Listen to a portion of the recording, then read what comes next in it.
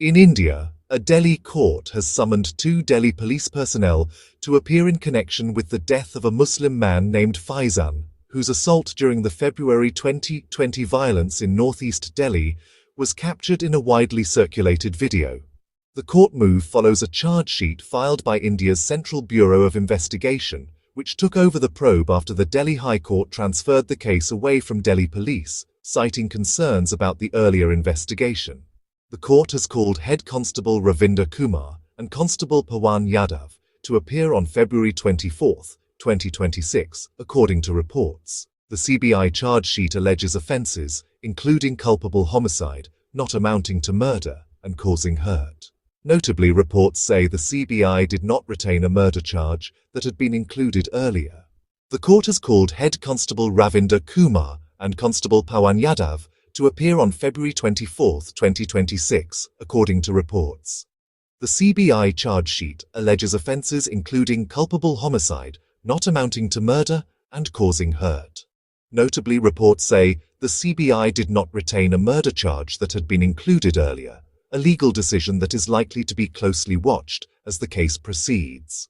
The case is one of the most prominent accountability proceedings linked to the 2020 violence in northeast Delhi, which left at least 53 people dead and displaced families in areas where many residents are Muslim.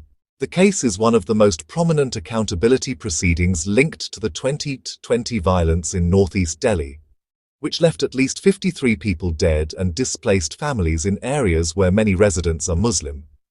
For Muslim communities and survivors, this case has carried special weight because the allegations involve police custody and because video evidence circulated widely, creating a rare public record of what appeared to be severe mistreatment.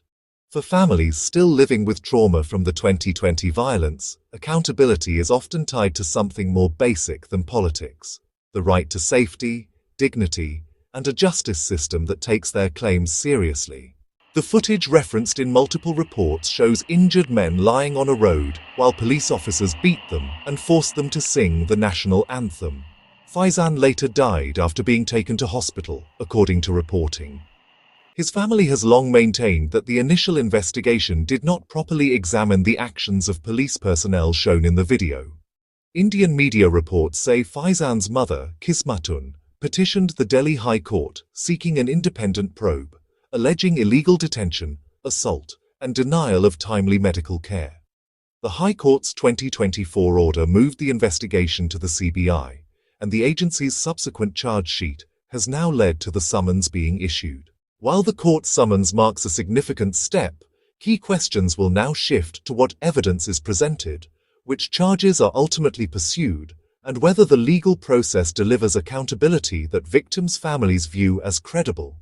It is also important to note what remains unclear: the full evidentiary basis for the CBI's specific charging choices, including why a murder charge was not retained, will be tested in court proceedings rather than settled in public debate.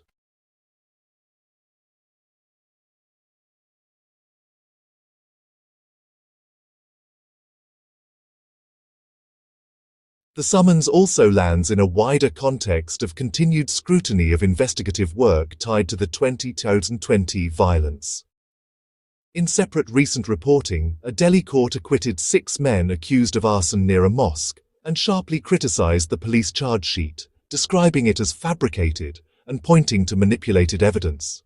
That ruling is not the same case as Faizan's, but it adds to broader concerns raised by lawyers and rights advocates about whether investigations in riot-related cases have consistently met basic standards of fairness and reliability. From a Muslim perspective, the significance of the latest development is not only about a single court date. It is about whether a minority community that suffered heavy losses can reasonably expect equal protection, transparent investigations, and due process that applies evenly, including when allegations involve those in authority. For families still living with trauma from the 2020 violence, accountability is often tied to something more basic than politics: the right to safety, dignity, and a justice system that takes their claims seriously. The next formal milestone is February 24th, when the summoned officers are due to appear. As the case moves forward, The central measure will be what the court records show, how evidence is evaluated, and whether the legal process addresses the core allegations raised by the family in a way that is both credible and consistent with the rule of law.